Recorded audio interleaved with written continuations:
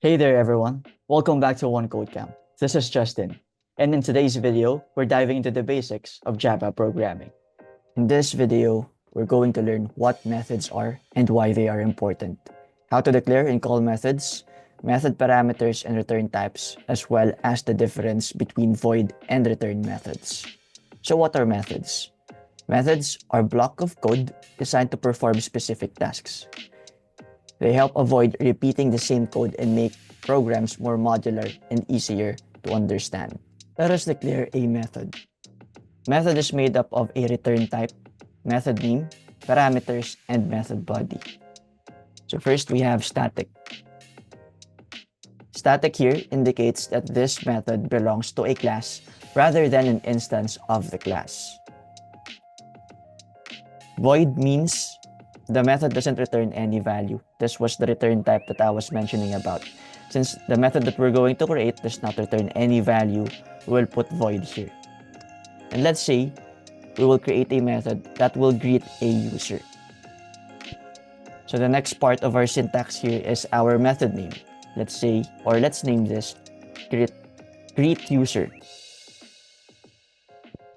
And then inside this parentheses, we will put our parameter. For this method, let's not declare a parameter first. Now we will add our method body in between this opening and closing curly braces. Let's say we want this to print hello Java learner. This is what we call the method declaration, where we declare our method. Now that we have declared our method, we can call this method in our main method. To do that, let me add a comment here for method call. So this is how we call our method.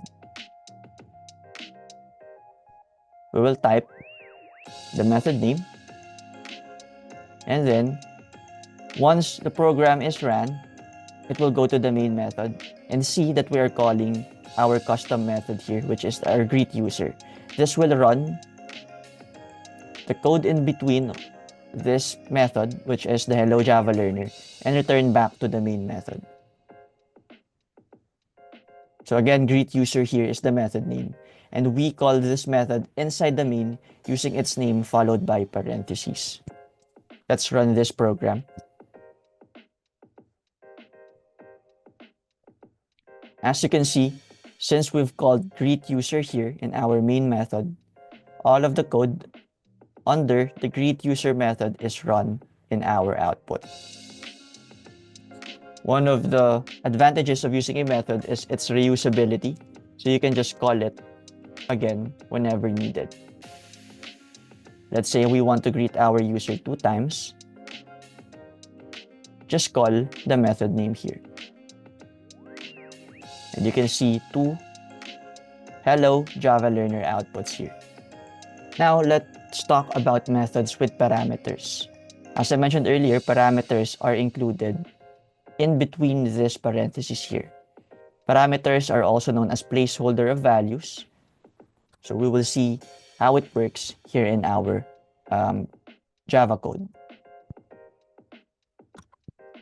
So let's add a parameter here.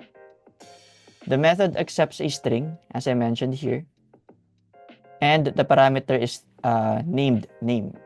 So in this case, our method accepts a parameter that is of data type string, and the variable name is name. We can then make use of this placeholder or this parameter here in our code. For example, we want to greet someone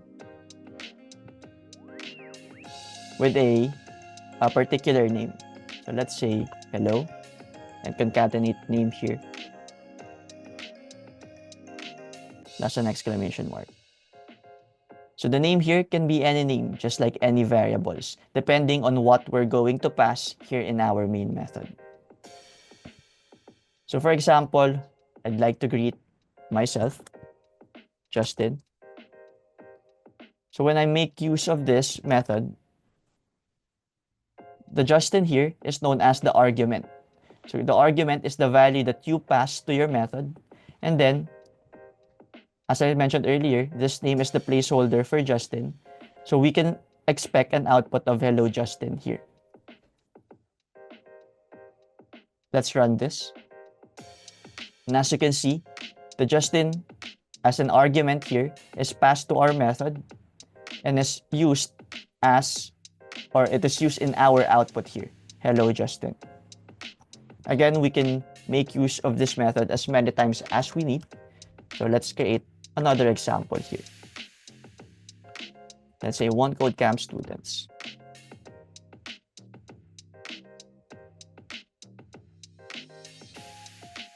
Run this. Yep, I forgot the semicolon, and then now we can run this.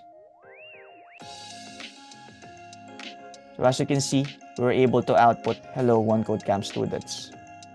All right, so that's it for our methods with parameters. There are times that we don't want our method to perform a specific task for us. Instead, we want it to return a value. So let's create another example that will return a value. Let me clear all of this. And clear this part.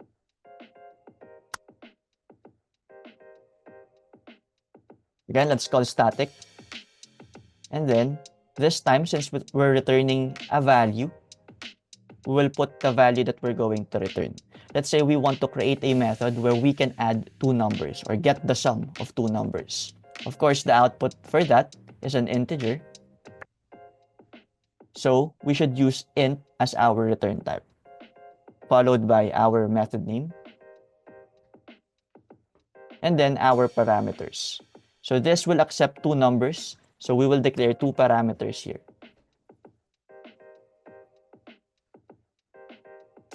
Now we want to get the value of the sum of int a and int b. So we will make use of the return keyword and then the sum of a plus b. So again, this a and b here are the parameters or the placeholder of values. Whatever value that we pass as an argument in our method call will be taking place here. So we will be able to get the sum of those numbers. So this method returns to us the sum of a and b. Let's proceed to our method call. Let's say we want to add 5 and 7 or any integer. So this is our method call. Now, if we run this, this doesn't return to us anything, or this doesn't print anything in our output because we have no print statement here in our method. So what we're going to do in order to see the output of this is store this inside of a variable. Let's call this sum. And then we will print our sum.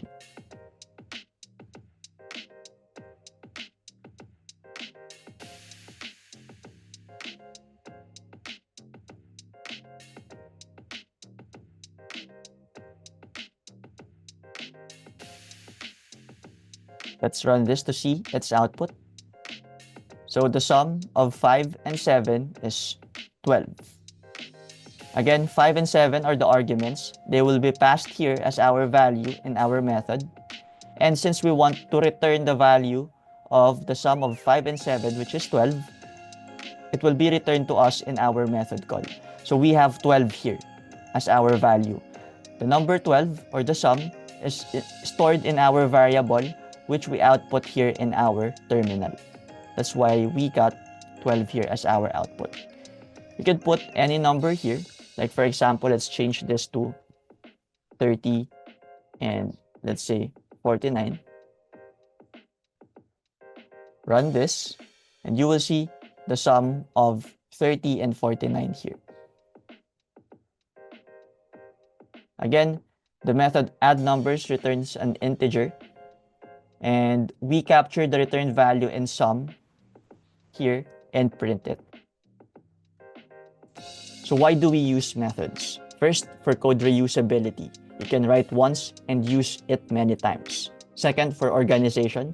It makes the code modular and easier to maintain. And lastly, for readability. It is clearer and more structured, or we'll be able to create a more structured program. Now, you should be able to declare, call, and define methods, use parameter and return types, apply methods to structure your Java applications. Thanks for joining me in this Java tutorial. Don't forget to like, subscribe, and hit the notification bell so you won't miss the future lessons. Keep practicing, keep coding, and see you in the next video.